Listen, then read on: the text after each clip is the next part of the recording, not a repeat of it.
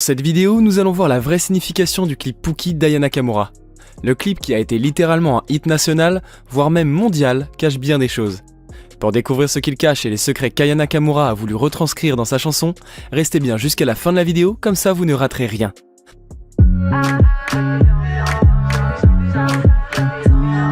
La chanson débute par cette phrase d'introduction. Ah, depuis longtemps, j'ai vu dans ça depuis longtemps. Ici, Aya nous prévient qu'elle a remarqué depuis un certain moment quelque chose de malsain chez quelqu'un ou quelque chose.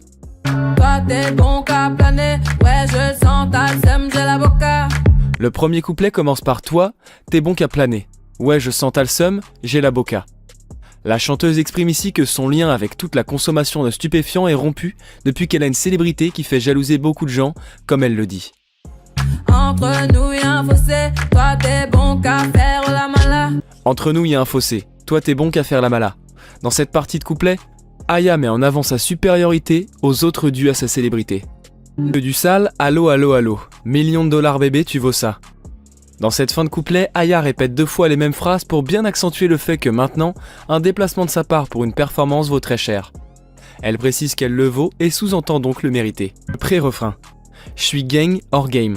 Boy ne joue pas bang bang bang. Répété 2 fois, montre la volonté d'Aya d'accentuer sa supériorité par rapport aux autres.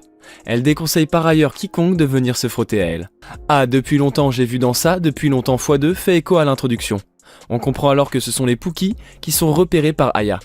Elle se méfie d'elle depuis déjà très longtemps et elle se referme donc sur elle-même pour ne pas leur donner d'importance.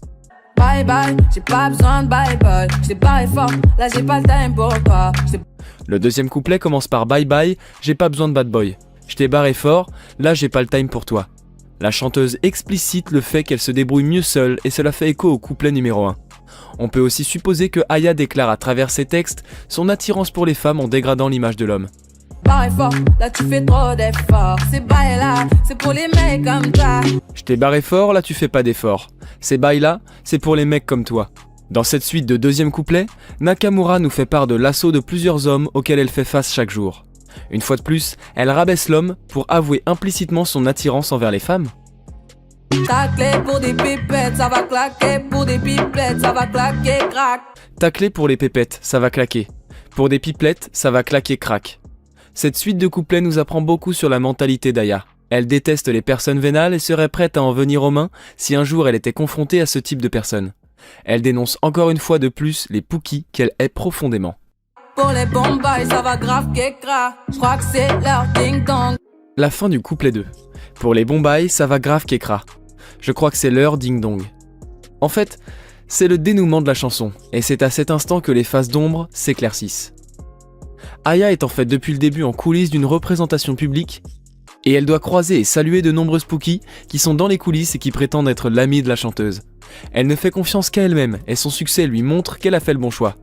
En parallèle, Aya a subtilement glissé une potentielle attirance pour les femmes, mais la façon subtile de le dire est en fait le moyen pour Aya de montrer qu'être lesbienne dans le monde de la musique est mal vu.